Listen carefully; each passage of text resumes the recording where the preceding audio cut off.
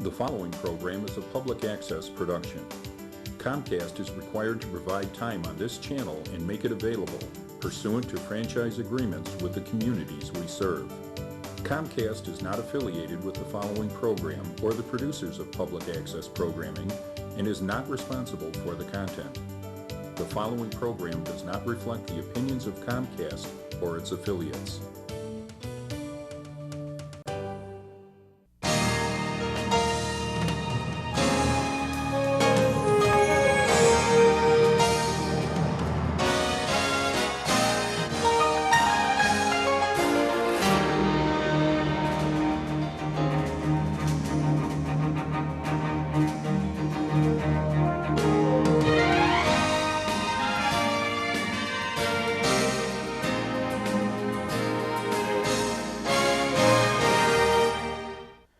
Welcome to another edition of Discover Tinley, where we highlight the people and organizations in town that make Tinley Park a great place in which to live. And as we all know, Tinley Park is a pretty great place in which to live.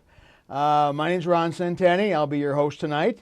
And this is always brought to you every month through the volunteer efforts of the Community Resources Commission in Tinley Park, along with our wonderful high school students and adults who are helping us out putting on this program every month. We're kind of grateful that all these people are volunteering to help out, put this show on for you.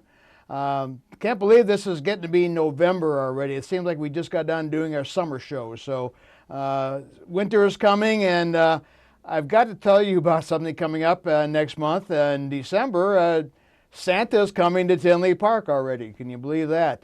The Christmas market will be down by the train station on December 5th, 6th, and 7th, usually in the evenings. And then on the 6th, Santa's coming to Tinley Park, usually around noontime, but check out your tinleypark.org or the newsletter that comes out or the website, and that'll give you all the details. So Santa's coming to Tinley, Christmas is coming, winter is coming, so hopefully we won't have a winter like last year. November is a very special month to a lot of people. This is usually when we have Veterans Day, and we honor the veterans who have served our country over the years.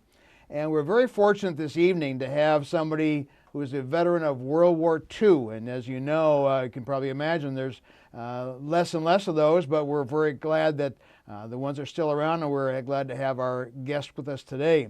And with us also is our past state commander of the American Legion, Sons of the American Legion, Jim Hunter. Jim, welcome to Discover Tinley. Thank you, Ron. It's a pleasure to be back here again. And Ray Farley is our Corporal Ray Farley. Is our. It's a pleasure being here. Thank you. The biggest reason is there's a project going on that you're involved with, this history project. What is that all about now? What are you involved with doing that? Well, Ron, it's called the Veterans History Project, and it's a project sponsored by the American Legion, actually started by the Library of Congress. And what we do is we get a hold of a court reporter, and we set up an interview with a World War II vet, or actually any veteran, and we go through a whole criteria of questions and so forth to elicit the history of the veteran being in the service and his activities before he went in the service, during the service, after the service.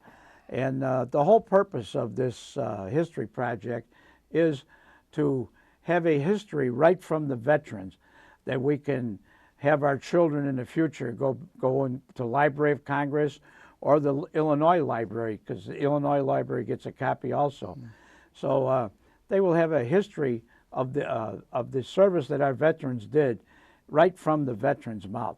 And it's been a very exciting thing. I've done 6 or 7 of them myself, and it's just amazing what you hear from these veterans. Oh, I can imagine. It's kind of nice that you get the verbal. It's not one thing to read something on a piece of paper, but to actually hear the people talk about their experiences, to me, is tremendous. A tremendous thing to do there. And sometimes, if we have the right people, it's videotaped. But we also, besides the Library of Congress and the Illinois Congress, getting a transcript of it, we also give the veteran a transcript of it too. Oh, wow. So they know what they did. Wow, good for it. Now, who can participate in it? Who can do this now? Any who can do it, or who can be interviewed. Both. All right. Yeah. Actually, if you go to, I'll have to look it up before we get done here. the website, you can get the criteria of all the questions and who to contact, and you can do it. We usually do it through veterans organizations, but we ask any veteran that would like to be involved and would like to go through the interview process, you can contact me at the American Legion, or you can give me a call at 708-567-9062. And if you're too far away, I can set you up with somebody in your area. And we will come to the veteran. You don't have to worry about them coming to us. Oh, wow. We usually do it in the local area here at the American Legion in Tinley Park. But Okay. Okay. Now, how many would you say you've done? You said you did about 6 or 7? I've done about 6 or 7 so far. I just started within the last year. Okay. But when we have our conventions, we're at the American Legion Convention and the Sons of the Legion Convention, and we have a constant stream of interviews going on. We help the court reporters with doing it, and we do the interviews. Wow. Well, let's talk to our veteran here, World War II. I still can't believe that that long ago. World War II vet, Corporal Ray Farley. When and where did you serve? When were you in there, and where were you serving in the war? Europe. Well, first I was down and took my training down in Fort Leonard Wood, Missouri. And when I left the 75th Infantry Division down there, went to radio operator school. And after I qualified for radio operator, then I was placed in replacement group and went over to seas and went to Europe. Whereabouts? Now, you said you started in Europe at a very famous place. Where did you enter into Europe? We landed in Omaha Beach. Okay. And the little story I've got about that is as we landed, they were loading the hospital ships with wounded veterans. And it gave us quite a deep thought of what we're looking into. But I didn't see any actually combat until July. Okay, you were over. Yeah, you went over there. You said in July, about a month afterwards. So. About a month after Okay. they had everything clear, but we were still fighting in the hedgerows. And what at was that your job? What was particular- your job on there? What was your actual position? Well, What we were you went doing? in as foot soldiers, but then we were technicians basically, and we were in the reconnaissance squadron, 113th Cavalry Reconnaissance Squadron, and that consisted of 2 different troops of it was cavalry, and 2 different troops of one was 125th and the other was 113th Cavalry Reconnaissance Squadron, and the 2 of them. Now I was with the 125th, and we split up and we worked with 1st Army, 9th Army. We did some work with the British, and went through all the way France, Belgium, Holland, Germany, Oh, you went through all those countries? all of them. Oh my goodness! Did you serve under these famous generals that we hear about? General Bradley, Okay. and he was the main one that we were. But basically, we were controlled by lieutenants and sergeants. You probably never saw the generals much, did you? Not very much. They didn't get with the little guys. At one time, we were. We got what we would do was we worked with the 9th Army or 10th Army or just 9th Army. We would go out and try and keep in touch with the Germans, send back prisoners, and radio back information to the command posts, and we'd give them all the, especially taking prisoners and bringing them back in for interrogation. Wow. That was one of our main jobs. The fighting, we had 2 jeeps and an armored car, and the 2 jeeps led us into the. When we ran into trouble with them, then we bring up the armored car, and that's when we had the firepower for ground troops. Ran into anything big, they would pull us back, and we'd either be on hold or they'd deploy us to a holding mission on one of the flanks or so on and so forth. And then they'd bring up the infantry and the artillery. Then we'd circle that and we'd keep going. And at one time we were 60 miles up in front of the front lines. Oh my. And they stopped us and they couldn't get the supplies up to us. So we had to stop and wait for till they sent the supplies up and the gasoline and food and so on and so forth. But basically, we were about 10 miles ahead of the front lines doing our patrols. Wow, that's pretty good. You got that far ahead. Yeah. You must have done your job very well. Well, it was, as I say, it was coordination between everybody. I was particularly with the radio operator and machine gunner, and my job was basically with the radios. And we had the Morse code and the talking radio. Of course, the voice radio would only go for so much distance. That's why they used the Morse code on it. Oh, yeah. And our job was to get the information back through the main command post, as I said. Wow. What were the living conditions like? You were in tents, or where did you live? We lived on the ground and in the armored cars. No, there were no tents. Oh, my. No. None whatsoever. Oh, my goodness. But no, it was a rough account of it. But we were young kids, 19, 20 years old, and we handled it. You could take we handled it. You could take things at that age. Right. And the food, what kind of food did you have to eat? Well, we started off with K rations. They were a little square box with 3 cigarettes on top of it, and not very much food, but it kept us going. And then if we ran into any farms or anything like that where we'd get eggs or anything, we'd cook them in our helmets, and oh, no. we survived. You cook in your helmet? Oh, yeah. Oh, my goodness. We did everything in the helmet. Some things we don't want to talk about, too, right? That's right. Okay. I was kind of curious, when you're in that situation, are you aware of what else is going on in the world? I mean, do you get news or get any kind of feedback as to what else is going on in the world out? Well, at times when we were, as I say, when we were held back on a holding mission, that's when we'd get our mail, and we'd get the Stars and Stripes, and that was at that time that was the news that we received all the way through the line. Okay, well, and then some of the people you worked with or served with too. How was that working with them? You had some pretty good relationships with those people? We had relations with them, but we had friends, but not buddies, let's put it that way. Okay. A lot of movies that show lifetime buddies and so on and so forth. We never had that because we had too many casualties. Oh, okay. And the casualties demoralized everybody. Oh, I'm sure. So therefore, we had friends. We cooperated fairly good. Good commanders, good lieutenants, sergeants. I had no problems with any of them, actually. Okay. Did you get hear from back home at all? Or what's the communication back home? Yeah, as I said, when we come back about every 2 or 3 weeks, we'd get our mail and a little story. My dad, the poor old soul, he's passed away, but he sent me a shoe shining kit, and here I'm in the trench.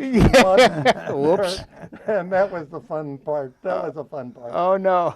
He said, Dad, I'll shine them when I come home, huh? Right, right. Oh, my goodness. And I understand then you went on this honor flight, too. When did you go on the honor flight? About 2 years ago, I think. Jimmy picked me up and took me to Midway Airport, and we boarded the plane. And they treated us like a king and put us in wheelchairs. And at that particular time when we landed in Washington, D.C., it was about 90 degrees, so they wouldn't let us walk. They put us all in wheelchairs, and they had all the wheelchairs in the buses, stacked underneath the buses where the clothes used to be, suitcases used to be. And after when, as far as touring, everything that we went through, it was all, I was pushed around by a nice big sergeant that was a paratrooper, ex-paratrooper, and so on and so forth. But he was an excellent, and I had a beautiful time there. Wow. Real briefly, what kind of thoughts went through your mind when you saw the memorial there? What did you actually come across? The Vietnam Memorial, that brought, of course, I had, my son was in the Navy in Vietnam, but I had no close contact with people of that era. Okay. But How about the World War II memorial? What thoughts went in your mind when you? oh, that memorial, I went over to the Illinois section. They had different sections of Illinois and all the other states and everything, and it was quite interesting. It was something that I would do again if I had the chance. Okay. One last question. What did you join up or did you get drafted? Nope. I graduated out of high school in January of '43, and I was in uniform in March of '43. Oh my. So I was drafted. Oh, My friends and neighbors took care of that. Oh no. Yeah, What did your family think of that? Well, they had nothing. They couldn't say it was Not much. it was just the start of the war, and Yeah. we were all. Yeah. It was a different era than it is. I don't think it is now, but at that particular time, it was something that had to be done. Yeah, right. Well, as I said, you were the greatest generation, and my folks were up in that time too, and that I think that term really hits home. You guys were in the greatest generation and really did a lot to serve us and pave the way for a much better society. So thank you so much for doing what you did and putting your life on the line and helping out and doing all the things you did do. We appreciate that. I appreciate that all the way down. Everything that Jimmy here and all the fellows at the Legion, and it's wonderful to be recognized. And but basically, we did what we had to do, what we were told to do. Right. And if you didn't do it, then you had problems. But everybody was cooperating, and that's why we won the war. Exactly. Well, thank you so much for coming to us tonight. Appreciate it, and wish you all the best. Same to you, Jim. Keep up the good work. Can I just add one Real thing quick? This is why this project is so interesting. You get stories like this, and if anybody's interested, you go to www.loc.gov/vets, and you can get all the information about this Veterans History Project. Beautiful. Well, thank you much again for coming, and good luck to you, and wish you all the best, and keep up the good work. Thank you. It's been a pleasure. World War II veteran Ray Farley and Jim Hunter, and veterans from the American Legion. Thanks for this session. It will be a weekend full of nonstop fun from December 5th to the 7th, when the Village of Tinley Park and the Community Resources Commission present this year's holiday events. The weekend kicks off at Friday, 6 p.m., with the lighting of the spectacular 35-foot holiday tree. The popular holiday market will be open all weekend, Friday, 6 p.m. to 9 p.m., Saturday, noon to 6 p.m., and Sunday, noon to 5 p.m. Visitors can receive a complimentary photo with Santa and Mrs. Claus from noon to 6 p.m. Saturday and from noon to 5 p.m. Sunday. Take a horse-drawn carriage ride from the train station through historic downtown Tinley Park. Be sure to watch the ice carving demonstration and enjoy classic holiday movies at nearby Old Zion. The annual Parade of Lights will close the festivities at 5 p.m. on Sunday, December 7th, from 179th Street North to 171st Street. Bring your friends and family for a weekend of holiday cheer. Well, our next guest has done quite a bit about keeping things going in Tinley Park in the business end, and she is the president of the Tinley Park Jaycees. So, Myria Stanley, welcome to Discover Tinley, and the president of the Jaycees. Congratulations. Thank you very much. Thank you for having me. Yeah. Now, what's the Jaycees? People hear Jaycees. What does that really mean, and what is that? The Jaycees are a civic leadership organization. Basically, we are leadership development through community service. So people 21 through 40 years old who want to get involved in their community and want to give back, to learn a little bit about personal development, to use those skills in their everyday life, basically. What kind of where do these members come from? What's the criteria if you belong in the Jaycees? Why would somebody join the Jaycees? Most of our members join the Jaycees because they want to give back, and they want to get involved in their community. They know that there's a need in their community. Our members are everyday people that they're single and married and in different fields of their life and different stages of their life, but they're 21 to 40 years old. So we have attorneys, we have financial planners, we have an engineer, we have a tow truck driver. I mean, just everyone, 21 to 40 years old who just wants to give back. Wow. Now, they give back. In what ways has the organization given back, or what kind of things do you do to give back? Civic things in regards to fundraising. If there is a cause that's someone's in need, if there's a person that has cancer and they may be struggling with paying some bills or some things like that. Maybe there's someone that needs food and their family can't assist them. Right now, we may get together at someone's house and prepare food to take over to that family's home. We've assisted the chamber if the chamber needs manpower for events like the Caribbean Block Party. They needed someone to help run the kids' activities, keep the kids busy. Mm-hmm. At the Brew and Vine Fest to collect tickets and to help a little bit of assisting in cleaning up areas to keep things going. Anything that we can do to help. Wow. You got a lot of things going there, don't you? That'll keep you busy. It does keep us busy. Now, Jaycees, that's not just a local organization. It's no, how big is it? we're Jaycees are 20,000 Jaycees in the United States. There are 60 chapters in Illinois alone, and across the world there are over 200 Jaycees. Over 100, there are more than 400 different chapters in the world. Wow, it's worldwide. Oh, it is worldwide. Oh my goodness, that's good. Okay, so you get to travel now. You get to travel if you want to. Tell us about the local chapter now. How many members are in it, and what are some of the things that you guys are doing currently? We have 30 members right now. Our chapter just started in January of this year. We are a reiteration of a former Tinley Park chapter. Yeah, talk about that. The Jaycees have been around, but I remember when I first moved to Tinley. It was in '72. That's before your time. There was a very active chapter going, and then something happened that kind of died out, and then it reinvented itself, I guess, back in the '80s or something like that. It did. The original chapter did a lot in Tinley Park. They planted trees and they did different things with sandbox fills. They would go around and have tires and fill them with sand for people's children in the neighborhood. They were truly involved in the community. We had a reunion with them recently, and it was a great reunion for them to give us advice and talk to us. There have been chapters in the 1990s as well, and now our chapter is starting back up and just trying to get, like I said, involved in our community and give back, as well as have opportunities for professional development as well. Now, what's your background? What do you do? I mean, obviously you do something to earn a living. we all have full-time jobs. Thank you. That is the one thing. Yeah. This is our volunteer. I call this is my volunteer job. Okay. I'm an education manager for a medical association. My background is in hospitality as well as in education and training. I'm actually a grad student as well as president of the Jaycees and a full-time job. So. Well, you're young. You can do all that stuff, right? You got to do it when you're young, because That's right, once kids come along and family, and so. Yeah. Why is the Jaycees important to a community? Why do you think it is an important function in town?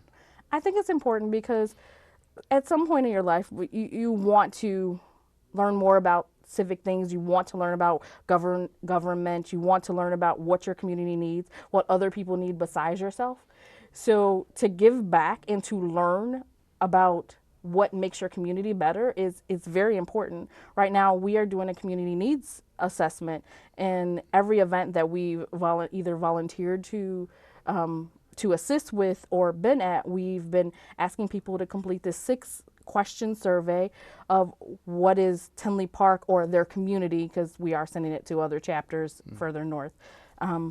We are asking them, do we need health and fitness? Do we need assistance with service-oriented things? Anything that we can assist with, we want to fill in that gap. Government and the community are already doing so much. We have great programs in Tinley Park. Together We Cope. Those organizations are great. We just want to fill in that gap. Wow. Okay. You got some plans for the future already yet? Or? We do. Wow. We have. We're right now currently planning a recycle and sustainable festival to learn about recycling and composting. We are doing a Cosmic Bowl in November, a Cosmic Bowl event. November, we are determining what charity that those funds will go to. We have several things that we have down the pike over the next 4 months. So. Wow. And how long is the term as a president? How long do you stay in office? Typically a year. I did come in the middle of the year as president. I didn't get into this role until August. Okay. So I am actually running again for 2015. Wow, getting reelected. Okay, that's good for you. Have you got any personal plans for what you'd like to see the organization do or achieve during the time you're president or in the future? I would like to see us do something with health and fitness, which is actually one of the highlights from the assessments that we've had done so far. Health and fitness being a big gap, for some people. Education-wise, as far as how do you read food labels, how do you do different things. There are things that a lot of people don't know how to do, and we could fill in a gap that it's free to the community and people learn something. I think it's a win-win for everyone. I'd like to see us also reach out to the school districts and different people just to see what we can do and how we can be a resource. Wow, ambitious. Now, how often do you meet, and when and where do you meet? And how often do you meet? We meet once a month. Our general membership meeting is at Durbin's once a month, the first Wednesday of every month. At 7:02, it's an odd time, but 7:02. 7:02. I'm the second president of the regeneration of Tinley Park Jaycees, so 7:02. We do meet a little bit earlier for social time at 6:30 though as well. Okay, wow. I was curious, what did you learn from here, listening to the quote older members of the veteran members of the Jaycees when you met them that one evening? The one thing that I took back to heart is to get to know your community.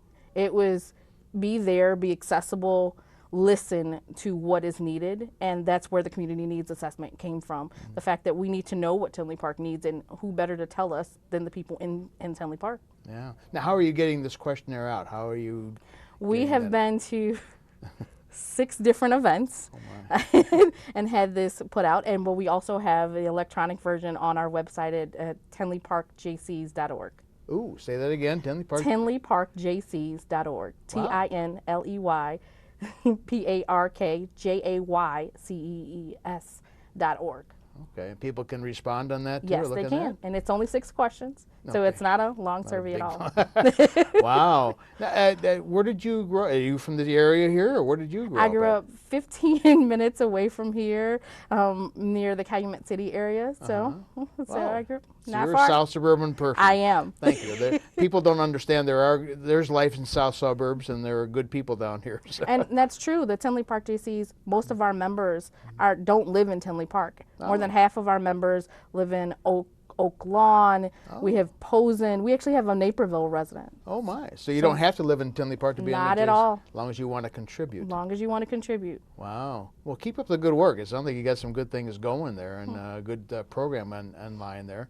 And wish you luck as a president, and keep the organization strong. Thank you very much. We will. The Tinley Park Jaycees, a good organization that really wants to help out people in Tinley Park. And it'd be nice if you could get on that website, the tinleyparkjaycees.org, and participate in that survey so they can get an idea what you would like to see them do.